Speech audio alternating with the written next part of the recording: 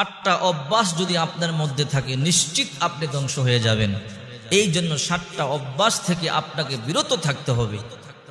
আল্লাহ পাক রব্বুল আলামিন বলেন, ইল্লা মান তাবা ওয়া আমানা ওয়া আমিলা আমালান সলিহা ফাউলাইকা ইউবাদদিলুল্লাহু সাইয়্যাতিহিম হাসানাত। মানুষ যখন অপরাধ করে, তওবা করে, নতুন করে ঈমান আনে, নেক আমল করে, আল্লাহ তাআলা তার তওবা কবুল করেন। আল্লাহ তাআলা তার পিছনের গুনাহগুলোকে শুধু ক্ষমা করেন তা নয়, পিছনের গুনাহগুলোকে আল্লাহ তাআলা ফাউলাইকা ইউবাদদিলুল্লাহু সাইয়্যাতিহিম হাসানাত, আল্লাহ তাআলা নেকের দ্বারা পরিবর্তন করে দেয়। পিছনের গুনাহগুলোকেও আল্লাহ নেকের দ্বারা পরিবর্তন করে দেয়। চিন্তা করছেন? এই জন্য যতই অন্যায় করেছেন, যতই অপরাধ করেছেন, আল্লাহর কাছে তওবা করুন, আল্লাহ তাআলা আপনাকে মাফ করে দিবে। বিশ্বনবী মুহাম্মদ সাল্লাল্লাহু আলাইহি ওয়াসাল্লাম বলেন, আত্তাইবু মিনাজ যামবি কামাল্লা যামবালাহ। বিশ্বনবী বলেন, যদি তোমরা তওবা করো এমন হয়ে যাবে একটা বাচ্চা যেমন মায়ের গর্ভ থেকে জন্ম নিলে তার গুনাহ নাই, নিষ্পাপ, ওই রকম নিষ্পাপ হয়ে যায় যেন তার গুনাহই নাই। এই জন্য বলছিলাম 7টা অভ্যাস থাকলে আপনি ধ্বংস হয়ে যাবেন। আপনার নেক আমলে কোনো কাজে আসবে না, আপনার ইবাদত বন্দেগীতে কোনো কাজে আসবে না। এর মধ্যে 1 নাম্বার হলো শিরিক।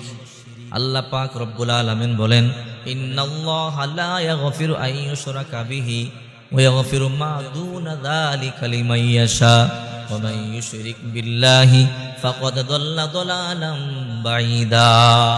আল্লাহর কাছে চাইলে সব গুনাহ আল্লাহ তাআলা ক্ষমা করে দিবে। আল্লাহ তাআলা শিরিকের গুনাহ কোনোদিন ক্ষমা করবে না। এই জন্য কোনোদিন শিরিক করবেন না। শিরিক বড় মারাত্মক পাপ। যে ব্যক্তি শিরিক করে আল্লাহ তাআলা তার গুনাহ কোনোদিন মাফ করবেন না। 2 নাম্বার জাদু টোনা করা। জাদু টোনা কখনো করবেন না। জাদু করবা গণকের কাছেও যাবেন না। কোন ব্যক্তি যদি গণকের কাছে যায় তার 40 দিন পর্যন্ত ইবাদত কবুল হয় না। এরপরে যদি গণককে হাত দেখায় তার ঈমান নষ্ট হয়ে যায়।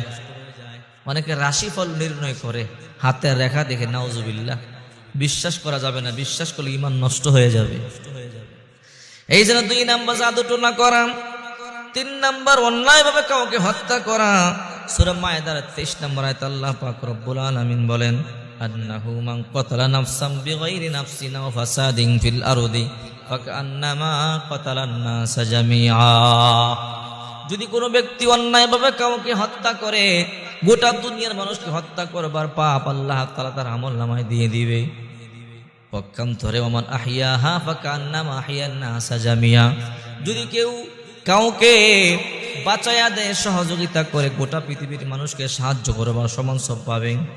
3 নাম্বার অন্যায়ভাবে কাউকে হত্যা করলে আল্লাহ তাআলা মাফ করবে না। 4 নাম্বার সুদের লেনদেন করা।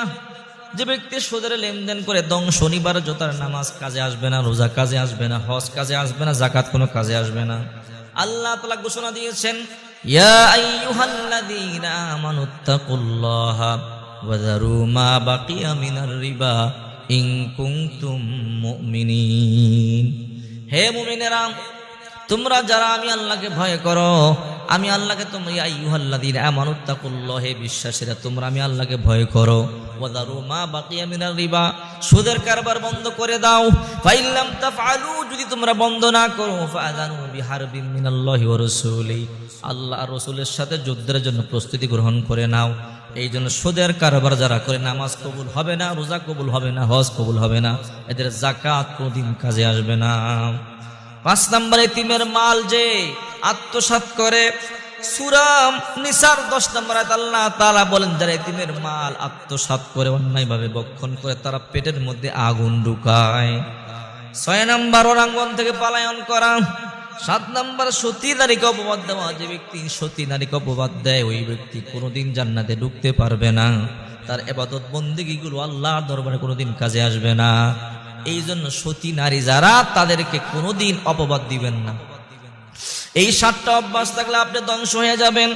7টা অভ্যাস থেকে আপনাকে ফিরে থাকতে হবে।